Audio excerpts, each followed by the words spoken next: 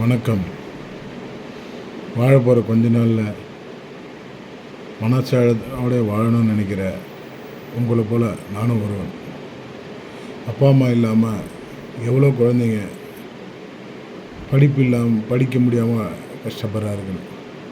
உங்களை போல் என்னை போல் இருக்கிறவர்கள் ஏதோ அக்கம் பக்கம் இருக்கிற வீட்டில் அவங்களுக்கு ஒரு உதவி செய்தால் அவளும் படித்து வருங்காலத்தில் ஒரு கலெக்டரோ போலீஸோ டாக்டரோ இன்ஜினியரோ ஏதோ ஒன்று ஆவார்கள்.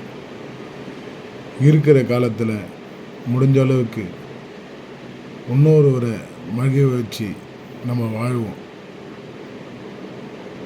மனசாட்சியோடைய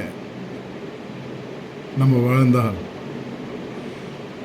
வருங்காலத்தில் பிச்சை என்ற வார்த்தைகளே இல்லாமல் போயிடும். உதவுங்கள். அனைவரும் மகிழ்ச்சியோடு வாழ்வோம்.